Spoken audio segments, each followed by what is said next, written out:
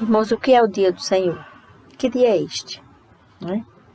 É o dia de sua volta, é o dia de sua glória, é dia de juízo e também é dia de justiça, é dia de julgamento, mas também é tempo de salvação.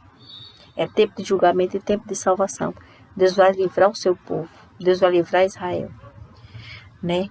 Então vamos ver alguns textos que nós podemos destacar a respeito do dia do Senhor, né? Como podemos dizer que o dia do Senhor também é o dia de sua ira, ou do derramamento de sua ira, que nós vamos falar um pouco à frente, tá certo?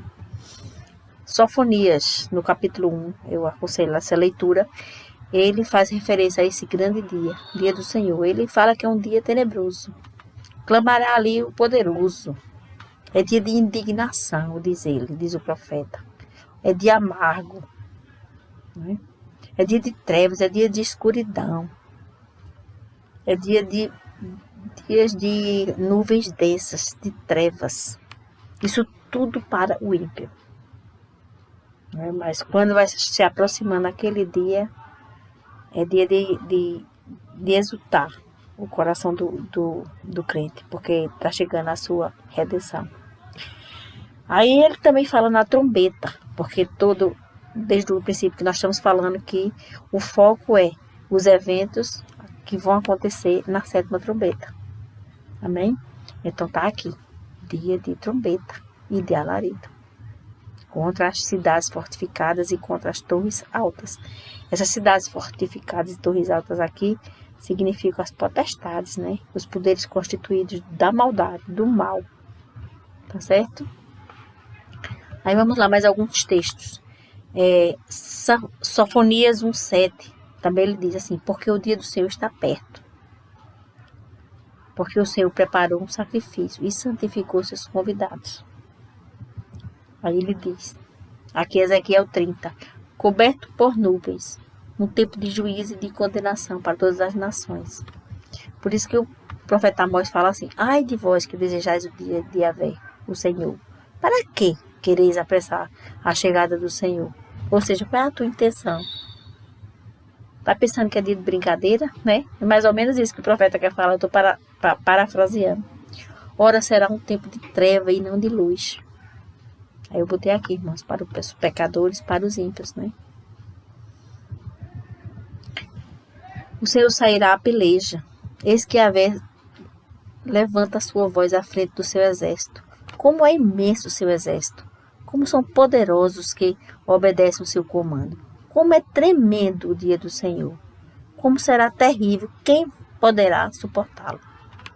Aconselho também, irmãos, depois de uma lida em Joel 2. Essa leitura é muito importante nesse contexto.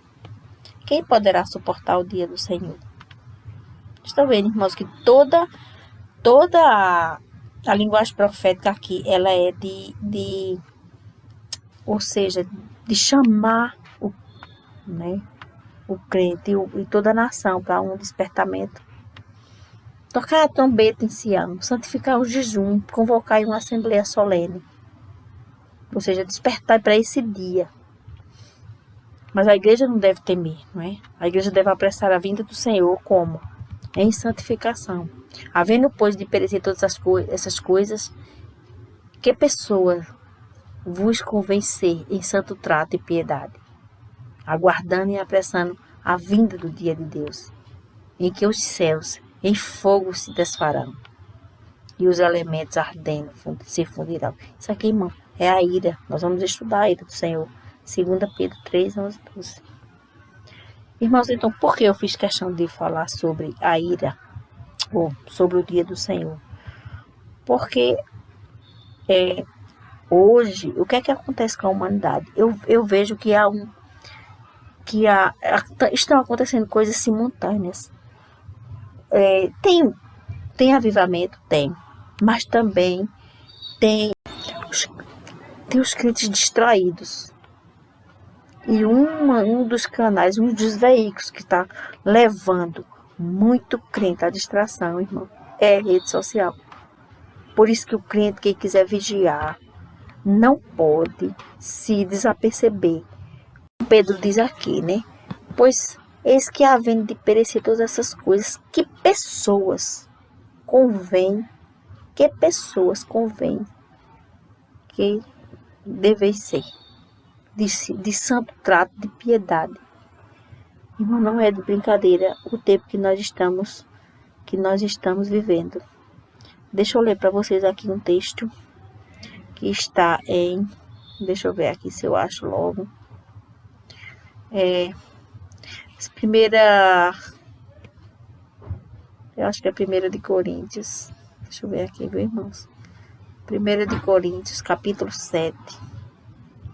Capítulo 7, eu até separei aqui, verso 29 a 31, diz assim: Isto, porém, vos digo, irmãos, que o tempo se abrevia. O que resta é que também os que têm mulheres sejam como se não as tivessem, e os que choram, como se não chorassem, e os que folgam, como se não folgassem, e os que compram, como se não possuíssem, e os que usam deste mundo, como se dele não usassem, porque a aparência deste mundo passa. Ou seja, é um apelo incomensurável aqui nessa carta de 1 Coríntios. É para viver uma vida uma vida de santidade e uma vida de desprendimento, de desapego mesmo. É uma vida de desapego e de desprendimento. O apelo aqui é esse. Irmãos, esse texto de Ezequiel, ele é um texto assim, é realmente assim forte. Eu quero que vocês depois leiam esse texto todo, o capítulo todo de Ezequiel. Eu não vou ler tudo, porque realmente assim é muita coisa. E ele se encaixa com relação às trombetas, ele se encaixa com relação ao despertamento sobre o dia do Senhor. Certo? Veja só. Vou pegar aqui. Vem o tempo, é chegado o dia. O que compra não se alegre, e o que vende não se entristeça, porque a ira ardente está sobre toda a multidão deles. Já tocaram a trombeta, e tudo prepararam, mas não há quem vá à peleja, porque a minha ardente ira já está sobre sua multidão. Certo? Aí diz aqui, ó. A sua prata lançarão pelas ruas, e o seu ouro será removido. Nem sua prata, nem o seu ouro poderá livrar no dia do furor do Senhor. Eles não fartarão a sua alma, nem lhes encherão o estômago, porque isto foi o tropeço de sua iniquidade. Esse é forte, é super forte. Aí tem um salmo que fala que devemos estar, assim, como a serva estão com os olhos fixos nas mãos de sua senhora, e o servo com os olhos fixos na mão do seu senhor. Assim devemos estar com os olhos fixos em Deus, no Senhor Jesus. Por quê? Porque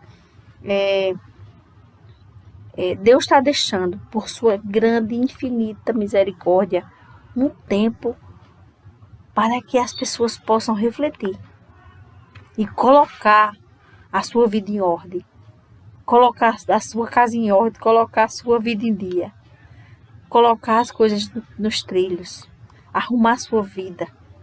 Entende, irmãos? Então, são tempos importantes para um despertamento. Então, veja só. Na última trombeta, eu tenho falado já nos outros vídeos, né? Defendo que a igreja será retirada no final, no toque da última trombeta. A Bíblia diz que serão como dores de parto para aquela que está para dar à luz. A tribulação no ponto máximo gera as dores de parto, que gera a volta de Jesus, a ressurreição dos mortos e a subsequente subida da igreja, né? A analogia da mulher grávida é porque a mulher grávida ela completa seu período em 40 semanas, né? E as dores vão intensificando. Ela começa com dores pequenas, dores aumentando a intensidade e vai diminuindo o tempo. Então, é exatamente isso que vai acontecer com a terra quando ela entrar em dores de parto, né? Aqui vamos chegar nos galardões. Pronto. Os galardões vêm com ele. Eis que eu cedo venho, e o meu galardão está comigo, para dar a cada um segundo sua obra. tá certo? Irmãos, o que é galardão, né? Galardão são as recompensas que Deus vai dar ao seu povo, tá certo? A salvação, ela é operada pela graça, exclusivamente, unicamente, pela graça de Deus, né? Segundo a fé em Cristo Jesus. É operada por Deus. A salvação, ela é operada por Deus, unicamente de Deus. Não tem participação do homem, a não ser aceitar Jesus, né? Nós aceitamos. Mas até para aceitar Jesus, precisamos da graça. Então, é exclusivamente pela graça, mediante a fé, tá certo? A Bíblia até diz que isso não vem de vós, é dom de Deus. Mas o galardão, ela tem a ver, sim, com as obras, né?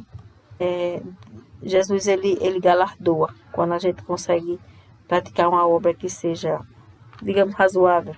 Ele galardoa a obediência, ele galardoa os frutos, né? As nossas obras, que são os frutos.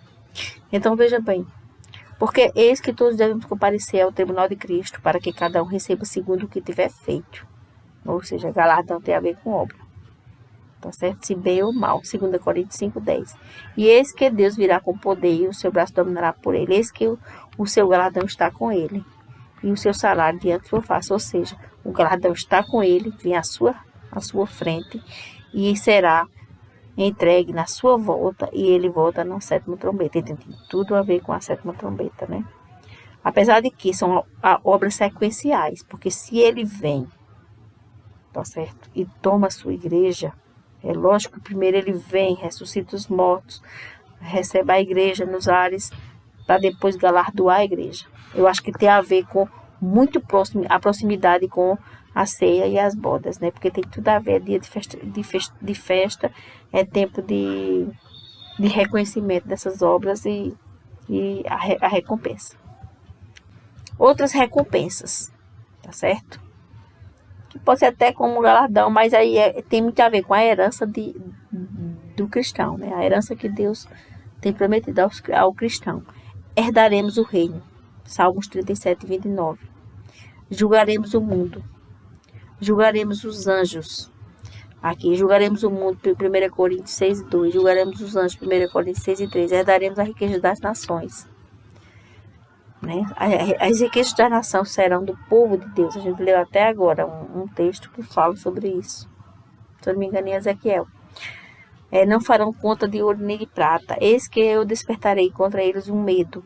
E não farão conta de ouro nem de prata. Por quê? Porque esse ouro e essa prata serão os despojos que o povo de Deus herdará. Eis que vem o dia do Senhor, em que seus despojos se repartirão no meio de ti.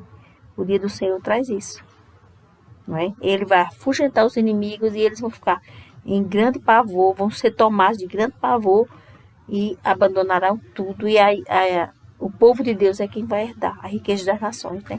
Por isso que eles dizem, eles entesouram para o dia do juízo. Quem fala isso é as cartas de Pedro. Então não adianta nada a gente acumular riqueza sem a piedade, né? Acumula para o juízo. Acumula não é para si, acumula para o outro. Pronto, então é mais ou menos isso. Galardão tem a ver com obras, não tem a ver com salvação, porque a salvação é operada unicamente por Deus, né? O que mais que eu posso falar sobre galardão? O único motivo pela qual recebemos galardões de bênçãos eternas da parte de Deus é que Ele tem nos recebido em Cristo Jesus. Se não fosse por Cristo, a gente não tem direito a galardão. Se não fosse Jesus, não tinha. Ou seja, o galardão é operado, ele é concedido pelas obras, mas tudo vem da graça de Deus. De modo que a salvação é pela graça, mas depois da salvação é que nós alcançamos a graça de termos obra, de darmos o fruto. Vocês estão compreendendo? Que tudo no fim, tudo vem da graça. Entendeu? Então não se deve confundir a graça com os galardões, né? O galardão é como se fosse a recompensa. E a graça é o favor imerecido. Tá certo? Então é isso.